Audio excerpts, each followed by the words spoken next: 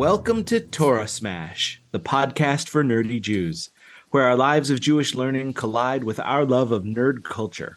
In each episode, we discuss what we lovingly call a Torah Smash, which we have defined as a beautiful collision of one thing from the world of Judaism with another from nerd culture. I am RDY, and joining me today are Barack Malkin and Josh Sky. Unfortunately, Ethan needs to step away for a few episodes for personal reasons, but he's hoping to be recording with us again soon, and we cannot wait for him to come back. But our guest for today's episode is Josh Sky. Originally from Maui, Hawaii, growing up, Josh had a tropical Jewish upbringing. After graduating high school, he dropped everything to live with his uncle's family in New York and attended Brooklyn College. Josh is currently a writer for He-Man and the Masters of the Universe and Heavy Metal Illustrated.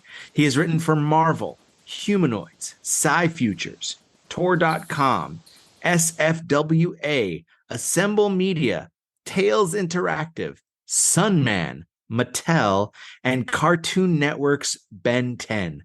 Further, Josh has worked as a copywriter on film and theatrical campaigns such as Deadpool 2, The Predator, Birds of Prey, and Love, Death, and Robots. Welcome, Josh Sky. Welcome. Thanks so much for having me, guys. I'm really excited to be here. There's so much in your introduction that I want to just break into, and I'm holding back so much. You have a very impressive background. That's very cool. Thanks, man. I actually just listening to it out loud, I'm like, I want to cut like a third of it because I'm like, that's a lot for someone to read. So thank you for enduring that. Yeah, absolutely. I'm really excited now that the writers and actors strikes are both over as we record for Deadpool 3. So, any insight you can give us on that, please don't. Before we get into the topic, I want to remind all of our listeners to mark your calendars and get ready, because coming this January to Chicago is Torah Smash Live. Barack, Ethan, and myself are going to be in the same zip code together for the first time ever, and we will be recording a live episode, and we're inviting you all to join. Saturday, January 13th, 2024 at KAM Isaiah Israel in Chicago. For more details on this event, go to torahsmash.com/live. Come to nerd out with us, hear our amazing stories, and be a part of Jewish history. Take it away, Josh. First off, again, guys, thanks so much for having me and for expressing interest and also for doing a podcast like this. I think it's really cool and needed out there in the media landscape.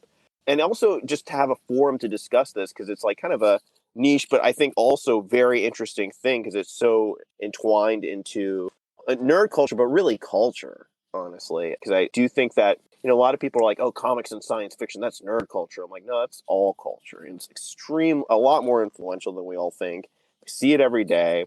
And what I really wanted to discuss was just kind of have a historical walkthrough with you guys on Jewish publishers and writers and artists who inadvertently, through the pulp magazines, launched modern comics and science fiction and just kind of changed a lot of the way we view the world today and also a lot of the way we view story, honestly. So I'm really excited to delve into that. And the first thing I wanted to talk about is that modern science fiction, arguably a lot of people talk about how it really started with like Mary Shelley's Frankenstein. But, to me, it really starts with this guy named Hugo Gernsback, who is from Luxembourg, who was into radio technology and electricity.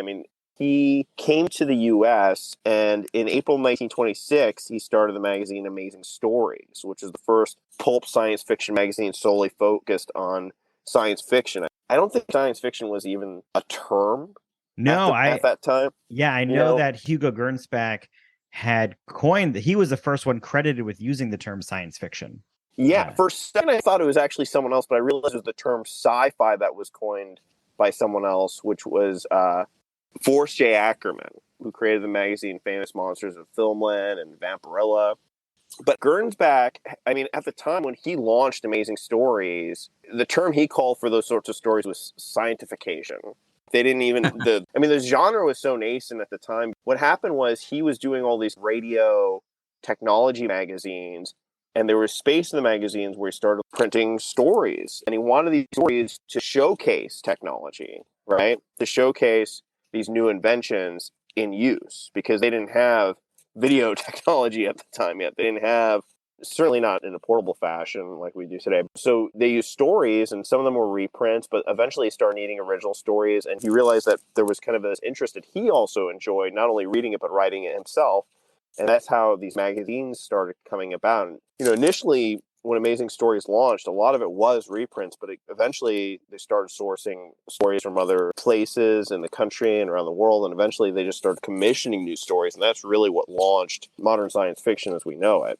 Do you know if any of those early stories in those issues that Hugo had put out, did any of them have any either subtle Jewish or overt Jewish connotations to any of them? As somebody branching into that new realm of literature or writing?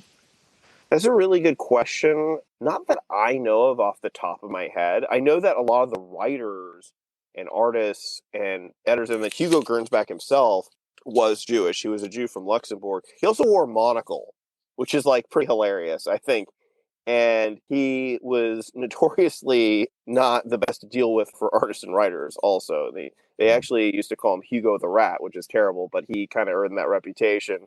But what was interesting was that he created multiple magazine lines. Not only that, the term Hugo Award is named after him, which is the highest accolade one can win in modern science fiction today, writing today.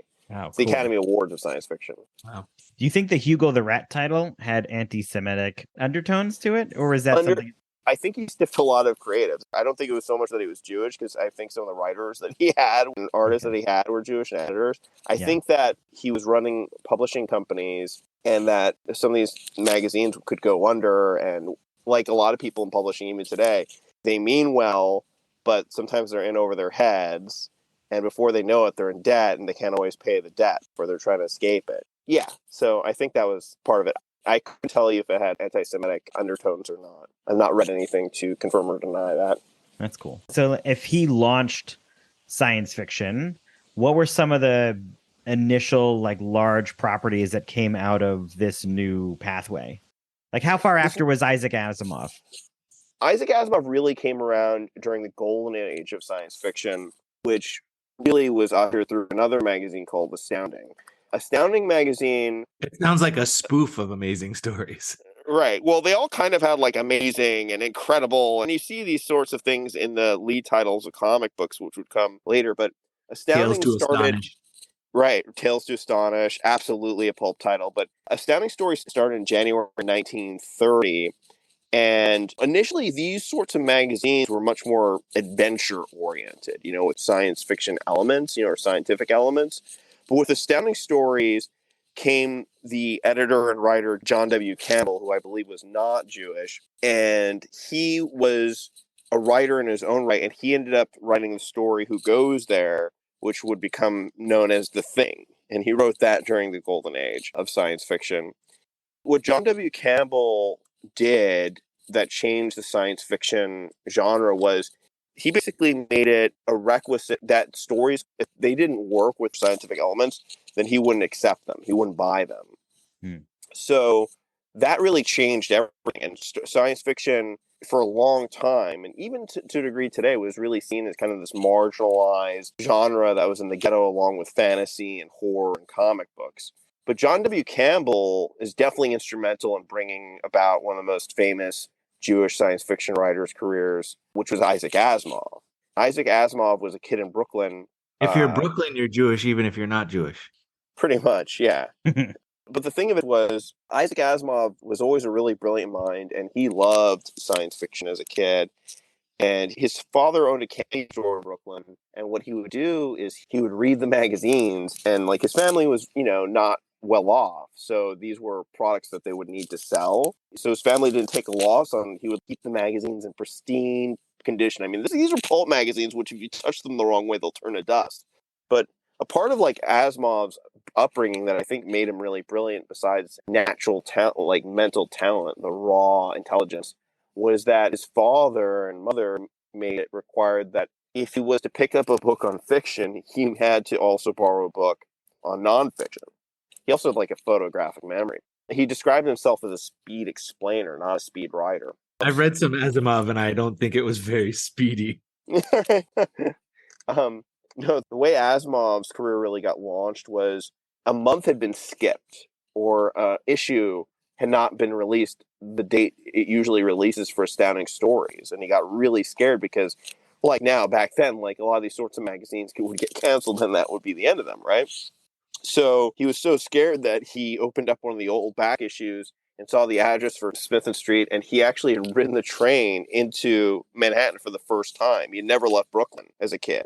And he showed up to the offices, and he asked to speak to the editor of Astounding, John Just like, Campbell. where's my magazine? Yeah, where's my magazine? I mean, can you imagine a Marvel fan doing that now? It sounds like Sheldon Cooper from The Big Bang Theory. That sounds like something he would have done. Is like, my magazine's not in. I got to go find out what's wrong. That's a good pull. 100%. He was one of the original OG nerds. And if we're on him, he was also Jewish, right? Very Jewish, very much. Yeah. He was secular himself. His family was very much Jewish. He was of Jewish descent, of course, and there are a lot of Jewish themes in his writing, no doubt. And there were a number of contemporaries of his, and then later on in the new wave of writers who were of Jewish descent in science fiction. You know, you had guys like Harlan Ellison, Robert Silverberg. Wait, before we jump off of Isaac, sure. you know, you said there's a lot of Jewish influence in his. And as we're talking about it, the laws of robotics that he had created, I think he had created those 3 laws of robotics, right? Yes. Yeah, he also coined the term robotics. Oh, cool. Did he create the term robot? I don't believe he created the term robot. Do I remember that's an acronym? No, I don't believe so. But I don't know, to be honest. But I know that Isaac Asimov did. It's a Slavic word that means labor. Right. Yeah. Right. Well, I think robots are slaves, but don't let them hear you say that. Well, I think that these 3 laws have a very Jewish connotation, whereas you follow those first 2 laws. I'm trying to remember. One was like follow. Can't hurt a human. Right, can't hurt a human. They're as follows. No, they're as follows. A robot may not injure a human being or through an action allow a human being to come to harm. Mm-hmm. A robot must obey orders given it by human beings, except where such orders would conflict with the first law. Yeah. And a robot must protect its own existence as long as such protection does not conflict with the first and second law. Yeah, right. In Jewish law, Rabbi, you can correct me if I have the language wrong, but in terms of mitzvot, right, saving a life is above everything else. And that's how these laws of robotics are working, that as long as you do not harm or kill a human, the other ones are fine. But that comes first, right? That is above all else. That's super Jewish. And I'm curious if he took that from the Talmud or if it was just subconsciously something that had come out of him. I would imagine something subconscious. I'm not sure how religious he was in his own studies, but definitely he was steeped in Jewish culture, no doubt. He was definitely steeped in Jewish culture and in Yiddish culture, certainly. And he certainly had studied a lot of Jewish biblical texts. I do have it on good authority. That authority is called Wikipedia. So Asimov wrote of his father. My father, for all his education as an Orthodox Jew, was not Orthodox in his heart. He didn't recite the myriad prayers prescribed for every action, and he never made any attempt to teach them to me. So not the prayers, but maybe the practice. He was a cultural Jew. Definitely did not do Vishinantam Levanecha, teach them diligently to your children. Right. Definitely culturally Jewish. I mean, I know this much. When World War II broke out, by then Isaac Asimov had gotten a lot of stories published and was known in the science fiction community. And to protect him, you know, Robert A. Heinlein was in the military, and so was L. Sprague de Camp. And they helped him get a gig when he was in the military on a base, because he certainly wouldn't have done well in combat, and he would have been the first to admit it. I mean, he was afraid. He was definitely afraid of flying. And his sideburns could have caught fire. Yeah, for sure. Oh, absolutely. I'm sad that we hadn't mentioned his epic sideburns until just now. If you ever see a picture of Isaac Asimov, his mutton chops are utterly insane. On that base, though, the base didn't want to give Jews in the military Yom Kippur off for those who wanted to observe it. So some military Jews had gone around asking other Jews to sign this petition, and Asimov had signed it in support, even though he himself wasn't really religious. But going back to what we were saying, what was so important about Amazing Stories was other magazines would come after it like Astounding, like Galaxy. Astounding would turn into analog fantasy and science fiction. I mean, all that really stemmed originally from Amazing Stories. And to this day, it's still where usually the most cutting edge science fiction does come out of the literary short story. However, also from the science fiction pulps came comic books. Originally, Marvel Comics, the banner Marvel was first used on a pulp science fiction magazine, not a comic book. Right. Same with Superman. Right. Superman, interestingly enough, oh my gosh. So at Jewish Comic Experience, Miriam Mora, who curated the whole thing, had mentioned to me, I got to attend and it was really wonderful, and I hope they do it again. But Miriam Mora had ditto. said, by the Ditto. way, we have the original science fiction fan magazines done by Siegel and Schuster. And that was so cool to have it right there in their original drawings was incredible. All right, guys, I already have FOMO. Come on. Right. Yeah, it's all right. Well, Siegel and Schuster were two teenage boys who lived in Cleveland. They're very Jewish, and they were science fiction fans. And the way science fiction fans found each other back in the day was they would write letters to these magazines, and their addresses would be printed, and then they'd start corresponding with each other. You know, it was almost like a Jew finding another Jew in the desert for these fans. And Siegel and Schuster realized that they lived something like 12 blocks from each other, but they lived close enough where they could meet each other, and they both followed these magazines. I mean, back then, those magazines were kind of the streamers of their day for what genre you're into, right? There was radio, television wasn't really a technology yet, but these two teenagers met each other, and they started developing their own science fiction magazines. A lot of it, unfortunately, was because Jerry Siegel, though he could write, it was really hard, and it's very hard now to break into the magazines. And they don't pay particularly well if you sell a story. So Jerry Siegel and Schuster started doing their own fan magazines, and only 50 copies were printed of these high school magazines. But in there was the first Superman story, which was Reign of the Superman, which was, if you look at it, it's kind of hilarious because Superman's bald and a mad scientist, a very different idea of what he is today. I mean, it's more Lex Luthor-ish of what you would think of Lex Luthor than Superman.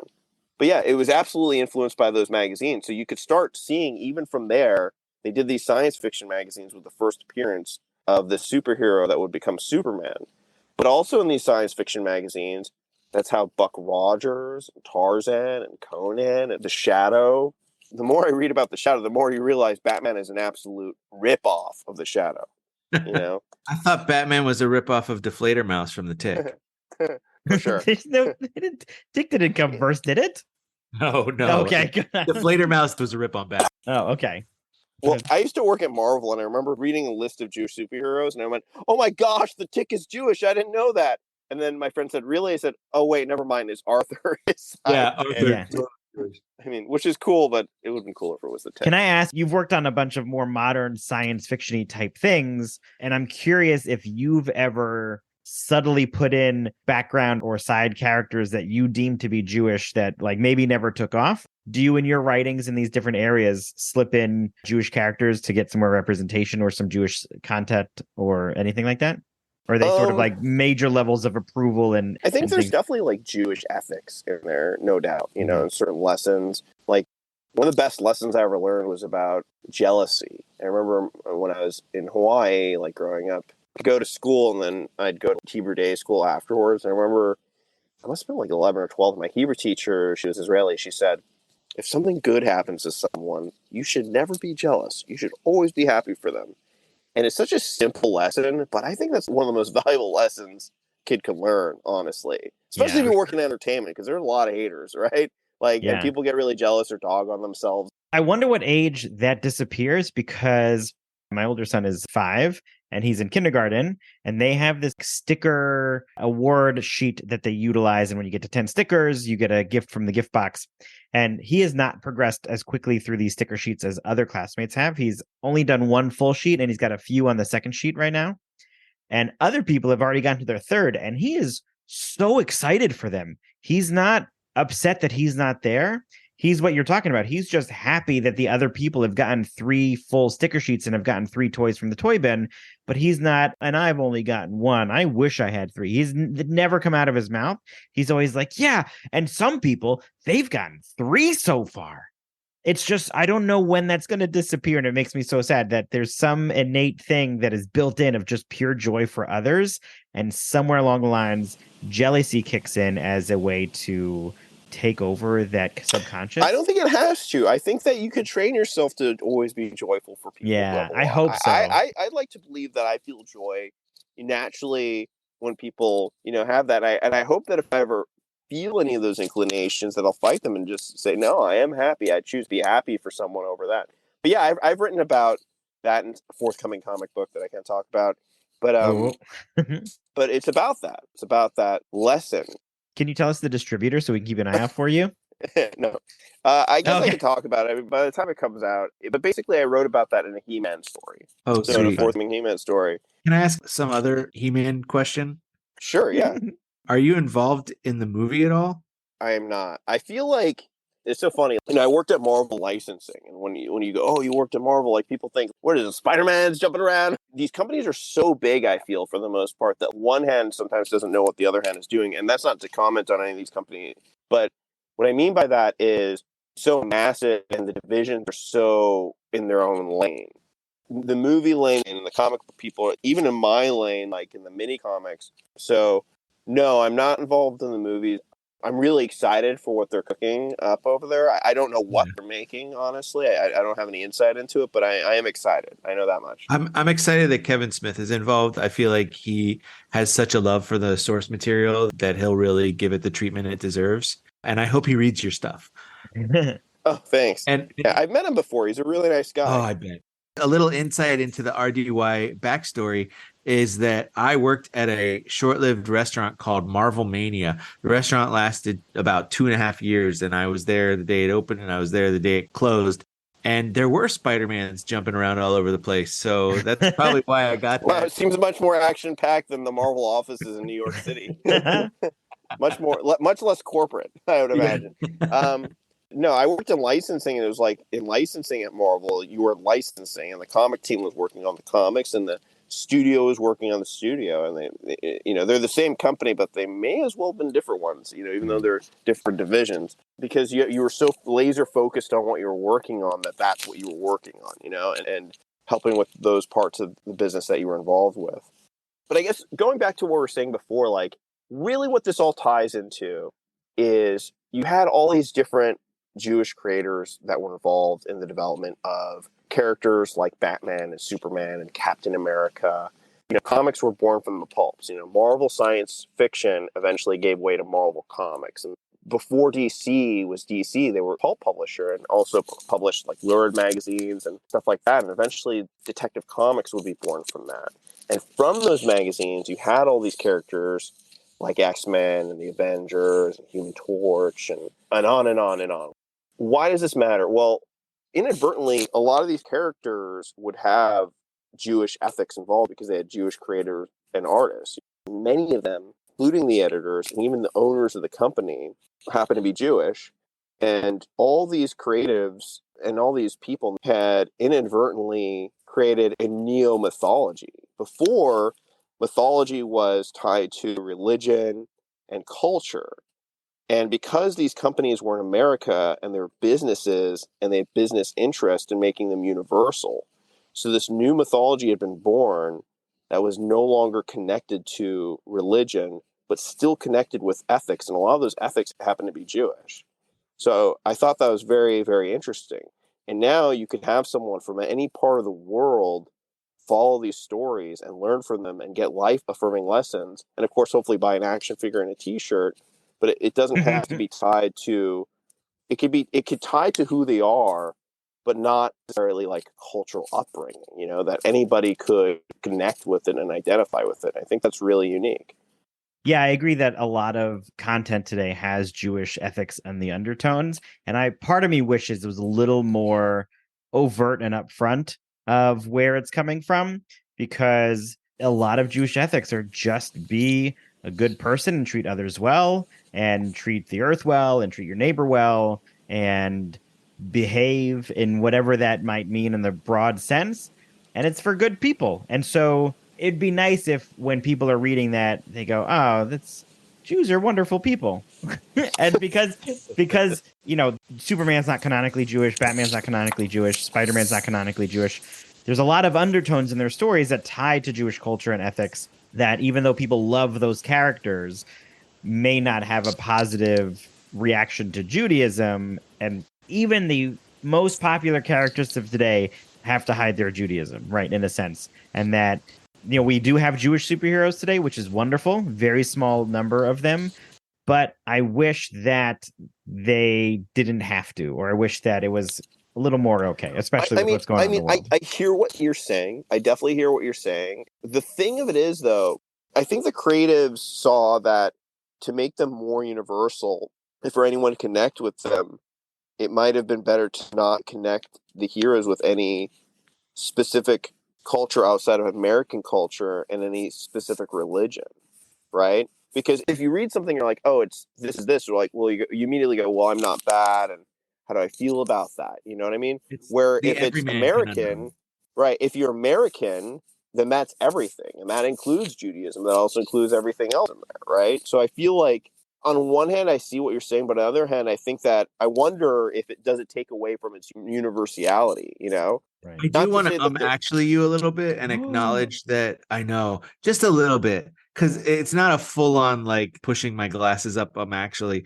but I do want to acknowledge the people of color and the women in our country who have largely been underrepresented, especially in the early iterations of these stories. Oh, for sure. Yeah, if you open up any of those original comics, yeah, there are virtually no people who aren't white, essentially, or waspy looking.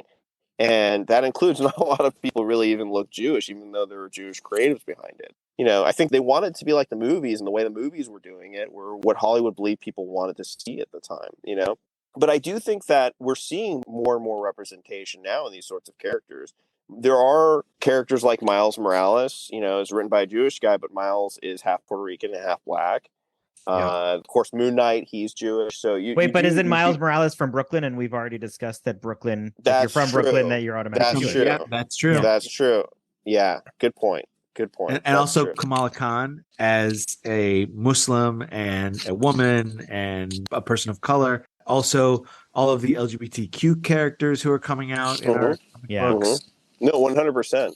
You know what I like in this is that while there is new representation, I like the idea that all of these stories, when we stem back to what you, Josh, have been talking about, they stem from this Jewish content or Jewish ethics, and that all of these stories of love and strength, if they're coming from Judaism, then we can say that all of these new superhero stories are because of this Jewish love for others, and the idea that any of the ones they look at today, this is a big stretch. And I know it's not. I think maybe for the creatives, not for the businessmen. Absolutely, agreed, totally agreed. There's a Jewish concept that we cover the challah on Shabbat before we light the candles and say the blessing over the wine, and that concept is because we don't want the challah to get jealous for being last.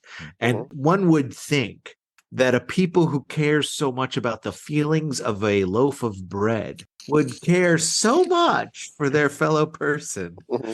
Right. But alas. No. I think that those original creatives were more concerned about getting the right ethics and lessons and life-affirming thoughts and feelings into those stories and emotions.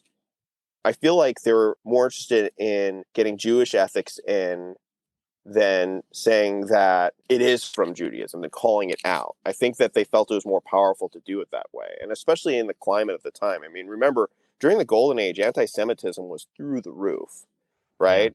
Yeah. And the country could have turned. It really could have turned in a really negative way. You had Nazi rally marches in the middle of Manhattan. Madison Square Garden had a rally for Nazis as well. I live in Skokie now. Right. And then there was the American-German Bund that was very active in the U.S. just prior to World War II. So the country really could have turned. And that's why you see, why are a lot of superheroes have anti-racist ideals? Why was that put into them early on in issues of Superman and Captain America and such? Why is it heroic to be anti-racist? Well, it's because they were dealing with anti-Semitism at the time. I mean, a lot of that's where that stems from.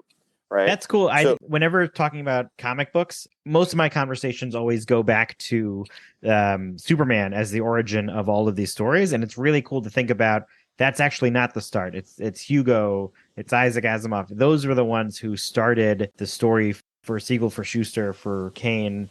That's where it started. It was back in the science fiction magazines, which is very cool. yeah, it would start. I would say it would start with the pulps, and from the pulps were born the science fiction pulps, and from the science fiction pulps came comic books. And you had publishers like Hugo Gernsback and Martin Goodman who oversaw Marvel, and Leibowitz who oversaw DC, and from all these different magazine and comic book lines sprang all these stories and this evolving mythology. And I think that's what really was brought to the table by these guys. The mythology wasn't locked; it was open. It was open source. And because it was open source, it could evolve and change. And that was really the contribution that they did or made. Yeah, very cool. Is there anything you want to like wrap up this and close this circle with? Or close these gears on this robot? Like the lesson of the day? Yeah. The lesson for the day to me is that these stories are for everyone to learn from and be entertained by. And they're constantly changing. And I think that's the best way to do them. And yes, they do have a lot of Jewish roots, but more importantly, like they're universal. If I may offer a smash. Yeah. You know, the Torah itself was, in a sense, the science fiction of its time, because it was the work that offered innovations in worship, innovations in peoplehood, innovations in things that they wanted to see happen in the future. Feminism, it could be argued, got its start in the Daughters of Zelophehad, who had the audacity to ask for land rights when there were no male heirs. So these kind of things, though it wasn't, you know, robots and spaceships, it was angels and demons and miracles. It was the amazing stories of the day. Very fun. No, that was super fun. That was great. No, 100%. The Torah is absolutely like high fantasy science fiction. If no one knew about religion and they read the Torah, I mean, it's so epic and it's so grand and stuff. And it makes sense that a lot of superheroes would be based on biblical characters because those characters in their own right were supernatural, right? Were incredibly powerful. I just think that what a lot of these Jewish creatives did was basically bring a lot of these tenets from Jewish mythos and made them universal and open source so that they could continue on in their own way, you know? Yeah. Nice. Awesome. Well, again, it's wonderful that you were able to join us. It was really great to be able to meet you at Juice, the Jewish Comics Experience. I think we're all hoping that's happening again. Is there anything that you want to shout out or plug in the meantime? Yeah, thanks so much for having me, guys. Definitely check me out on Instagram at Joshua Skywriter. I currently have a book of comic shorts out called Other Worlds for anyone who likes heavy metal type science fiction or stuff done in the vein of Love, Death, and Robots. It was illustrated by Gideon Kendall, who's an Eisner Award-winning artist who also happens to be Jewish. And I have a bunch of He-Man stuff coming out through Mattel, through their He-Man Origins line or Master of the Universe Origins toy line. So definitely check that stuff out. And one of the most exciting things I'm working on is a graphic novel that I'm co-writing with the writer Ed Neumeyer, who adapted Starship Troopers for the big screen, one of my favorite movies, and co-wrote RoboCop. So it's really a dream to work with him. Oh, that's very cool. I picked up I wish I picked up the one that was like Love, Death, and Robots, and I didn't realize it. But I picked up Golem, which is about the IDF using giant mecha robots, which they call golems, in the Middle East. So it was a pretty cool read. Yeah. Cool. Thanks for checking out, man. And thanks for the plug. I really appreciate you guys. And thanks for having me on. Absolutely. And before we go, what'd you say, Ernie? I said, thank you so much for being here. This was great. Yeah. Sure. And before we go, this episode is coming out just before Hanukkah. So I think we should wish all of our listeners a very happy Hanukkah. Happy Hanukkah. Remember to take down your Sukkot. Remember to tip your what? Remember to take down your Sukkot. Yeah. So very cool. So wait, one last thing I wanted to mention. Sorry, this is really insane, but I spoke to, there's so many stories we're missing out. I feel bad. But I spoke to the original writer of He-Man who wrote the original story Bible. His name is Michael Halpern. He's Jewish, and he told me something so insane I needed to record it. So I have it on record. But he said that He-Man was originally based on the story of the Maccabees. So you've got this like Aryan warrior with blonde hair, blue eyes, iron cross strapped to his chest. and he's based, the original story that he had in mind was based on the story of the Maccabees. I thought that was so cool. What a perfect tie-in for a Hanukkah episode. No. Oh, that's amazing. That's so cool. Wow. Yeah. Oh my God, that's awesome. Yeah. That's a very cool smash. That's its awesome. own episode right there. Yeah. So hope your holidays are bright and filled with love and laughter and robots.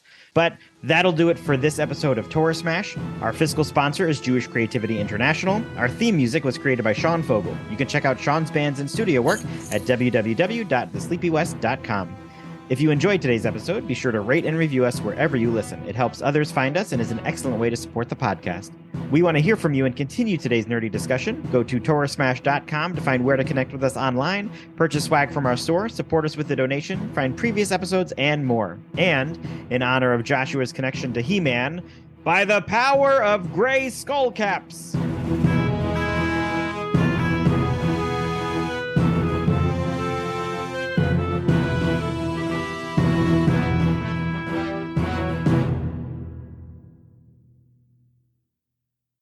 I definitely had NOMO, nerds of missing out. That was so emphatic. That was so fun, RDY. That was fun.